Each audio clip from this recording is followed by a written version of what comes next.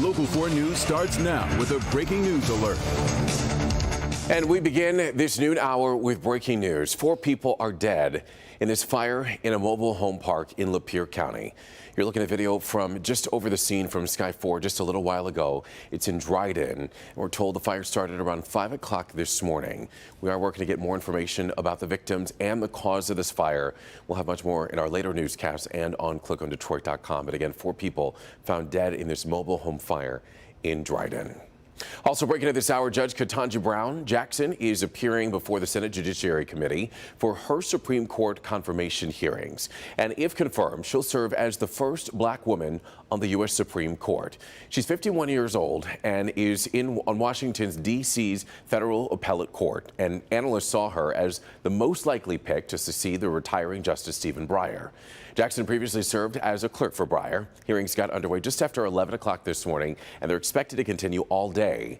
Democratic officials say that Jackson is qualified, and they see her as a historic selection. Some Republicans, however, have blasted her for her record on crime. Here's just some of what we heard so far. The cameras and the lights here today can make it easy to forget that at its core, the responsibility you seek is one of service. And I'm fully confident you'll serve Americans from all walks of life, all backgrounds, fairly and faithfully. Now, there may be some who claim, without a shred of evidence, that you'll be a rubber stamp for this president. For these would-be critics, I have 4 words. Look at the record.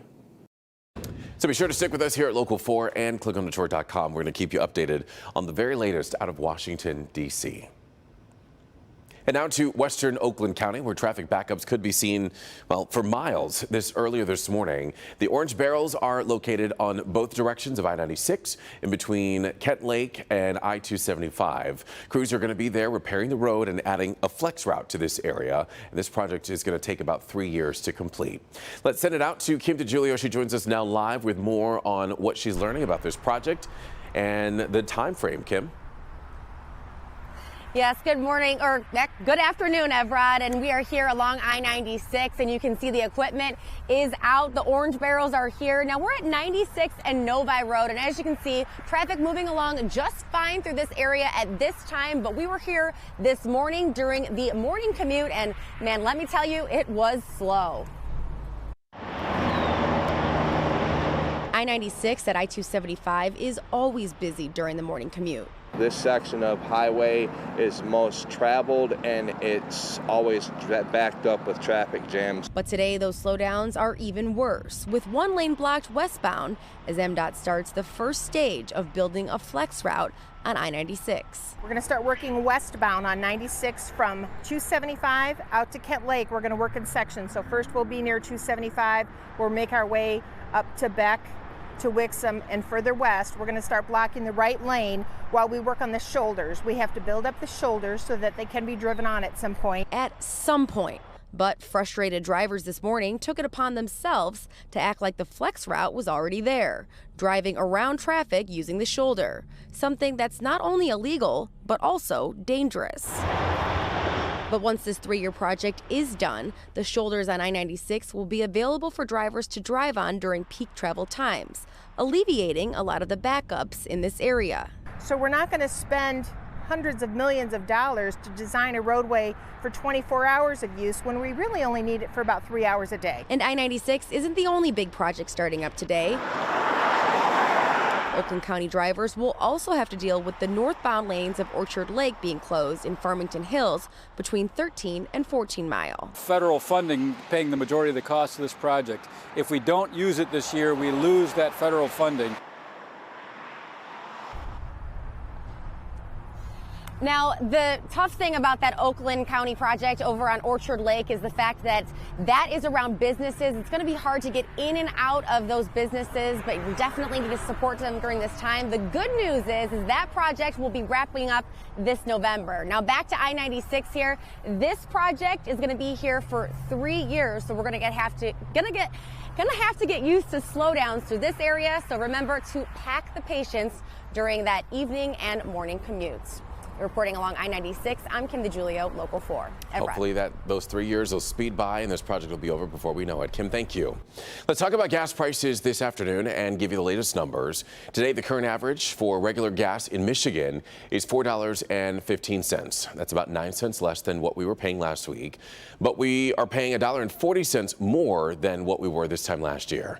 These are numbers from AAA. And in the meantime, Governor Whitmer is calling for a temporary freeze of Michigan's sales tax on gasoline to help lower prices at the pump. A 6% sales tax would be rolled back. The governor did not say how long that cut would be in effect for. On top of saving Michigan residents money as they face these record high gas prices, Governor Whitmer says that the move would also keep road funding intact. Her announcement comes days after she signaled that she would veto the Republicans' attempt to suspend the state's 27-cent tax on fuel. The governor was on Local 4 News today this morning, and here's what she had to say about the proposal. Pausing the gas tax, the sales tax on gas would give us the ability to give people a little more relief during this incredible time of inflation and the Russian invasion in Ukraine. We want to bring down prices and keep more money in people's pockets, and that's what the plan looks like that I put on the table. And it would give real relief right now to people in Michigan. House Speaker Jason Wentworth says he opposes the sales tax suspension because it means lower savings than the Republican plan. And now let's turn to the war in Ukraine. The UN says that 925 civilians have been killed in the country. In the meantime, the mayor of Kyiv says that a curfew is now in place in the city. It's going to start in little less than 2 hours from now. It's going to last until Wednesday. But this all comes after at least 8 people were killed in shelling on a residential area and shopping center there. In Chernobyl, the automated radiation monitoring system is actually not working, and that, of course, is raising fears about one of the most radioactive places in the world. The site of the 1986 nuclear disaster has been closely watched since Russian forces seized it in late February. In the meantime, Ukrainian authorities say Russian naval forces have shelled some residential buildings on the edge of Odessa, and Ukraine's president has accused Russia of war crimes in Mariupol.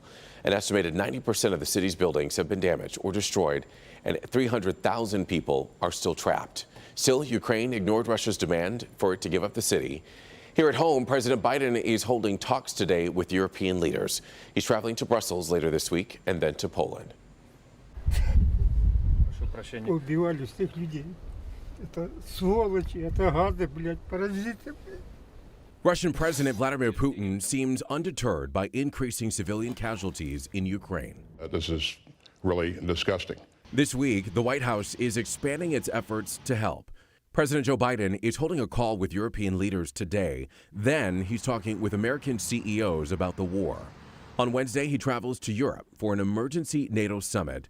He'll visit Warsaw, Poland Friday for talks with that country's president about Russia's war in Ukraine. And he's got another invitation. Why don't he can visit Kyiv next week as a symbol of our solidarity? The Ukrainian capital is a war zone right now, so Biden does not plan to stop there. Senate Minority Leader Mitch McConnell has his own ideas of what he'd like in the president's agenda. So what I'd like to see the president do is to reassure our Eastern Bloc allies. The Ukrainian people are begging Biden and the U.S. to offer more support. The besieged city of Mariupol refused Russia's demand to surrender today. The Ukrainian president says that he's ready to talk to Putin at any time, but he's worried if talks fail. That would mean that this is a third world war. And you'll want to stick with us here at Local 4 and click on Detroit.com. Actually, in just a couple of minutes, we're going to take you on the ground in Kyiv, where Russian forces destroyed a shopping mall overnight. We'll continue to keep you updated, even on our later newscast with First at 4 as well. Well, let's talk about what's going on with Governor Snyder. The former governor has to appear in court and answer questions in a civil trial over the Flint water crisis. Governor Snyder and 4 other government officials wanted to invoke the Fifth Amendment. Their attorneys say that because the 5 are facing criminal charges, they have a right to remain silent in this civil trial. 2 engineering companies are being sued over liability for the lead-contaminated water. Another hearing is set for Friday to address the testimony. We'll turn our attention now to today's forecast as we give you a live look outside at Belle Isle and the Detroit River. Meteorologist Paul Gross has a look at what we are expecting. Not bad. I'll tell you what, our second beautiful day in a row, Evrod. We have plenty of sunshine out there. Let's do a little temperature tour around the area with 4-zone weather. Taylor hey, you're at 62 degrees right now, 58 Livonia, Canton, 59 in the city of Detroit. We have 55 in Sterling Heights and 57 officially at Metro Airport. That's our Metro zone. In our South zone, 56 in Dundee, 57 Lambertville. Saline, you're at 56 degrees. And in our West zone, look at that, Milford, you're at 58 degrees, pushing 60, 60 in Ypsilanti, and we have 56 in Hull, 54 over at Flint. And in our North zone, mid-50s here in the southern part of the North zone, so that's northeastern Oakland County, northern Macomb County, Romeo, Oxford, Ortonville, Lapeer, you're at 53, Sandusky at 51. You can see a bit of influence here from Lake Huron, keeping you just a bit cooler up there. So today we're going to average a high of around 60, cooler up in the thumb, but a lot of us here in the south should be near 60 and then down farther to the south, maybe even above 60 with varying amounts of clouds and sun, but plenty of sunshine. Be back to talk about this unsettled weather coming our way in just a few minutes, Evrod. All right, Paul, we'll check in with you shortly. Still to come here on Local 4 News at noon, a plane crashes in China with 132 people on board. We'll tell you what we're learning at this hour.